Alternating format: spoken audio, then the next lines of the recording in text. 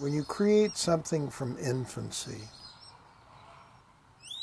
and you build it year by year, and you maybe don't appreciate the growth and what you've done. Fortunately, Nancy and I have been able to travel quite a bit.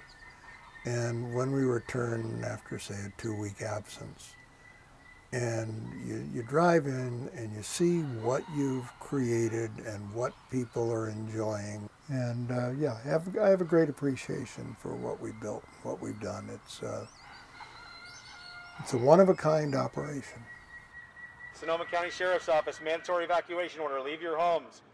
Sonoma County Sheriff's Office, mandatory evacuation order, leave your homes. Across the region, 15 fires are burning in 8 counties. The city of Santa Rosa lost a McDonald's, a Hilton, a mobile home park for seniors, and entire neighborhoods like Coffey Park. It was ugly. It was close. I called my daughter and I told her, Mija, if I don't see you again, remember I love you. There was a lot of fire, and our hyenas were immediately imperiled. They're kept in a rather large enclosure with tall grass and vegetation, and it give them privacy and seclusion. And that gave it a fuel source. And so I would put out an area of the enclosure that was on fire, and they would go to it. And enclosure to the cheetahs was, becoming imperiled, and we got that out. It was a beautiful day. We had a full house, which means we had about 90 guests here on site spending the night. And our mechanic around 9:30 came and banged on our door. He lives here on site. He drove up to our other ranch, which is a mile up the road. And he woke us up and said, you have to leave immediately, there's a fire. So I woke Peter up and we drove down through the flames. It was really hot.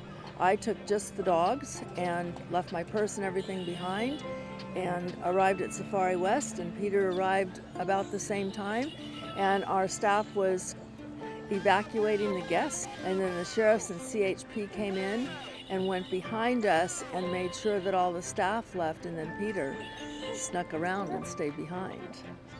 Got a lot of things done, and it just was, hooking up garden hoses to garden hoses to garden hoses. I first was awakened at 4 in the morning with Nancy calling me from their office at the airport, panicked because Peter had refused to leave and was here, and she wasn't sure he was alive or not.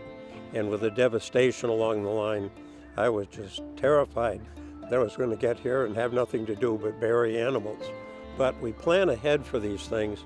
We're quite often criticized for overgrazing, but we do that intentionally because then there's nothing to burn and the animals are ultimately safe.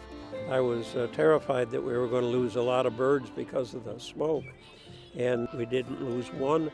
Birds have a very delicate respiratory system, and I was sure we would have a lot of problems down the road from this. And we actually started a program with Davis Veterinary School to examine the bird lungs and find the long-term effect.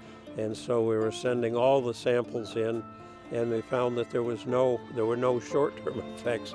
Mysteriously, birds apparently can handle smoke better than we can. So the night of the fire, the winds were blowing from the east, and they pushed the fire to the west. And the first thing the staff did was get everybody out of the park, including Peter. And he came back through a highway patrolman's blockade into the park alone, and realized out here where we are, there's probably not much that could have been done because we're out in the sticks, but he stayed on the lower compound and put out fires by himself with a hose. And I can't imagine what that experience would have been like, because that's just the level of trauma there is intense. But he stayed alone that first whole night, and some staff was able to come back the next day and continue the fight with him at their side. The fire came through and burned, the whole backside of the lake all burned during that. We lost some of our trucks during that fire, but the animals made it, which was probably the most important part.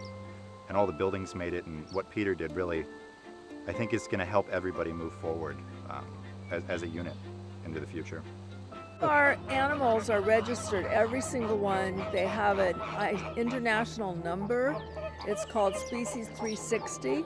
And they are bred for specific reasons to preserve genetics. Nancy, has a very different way of, approaching the science of animals than I do.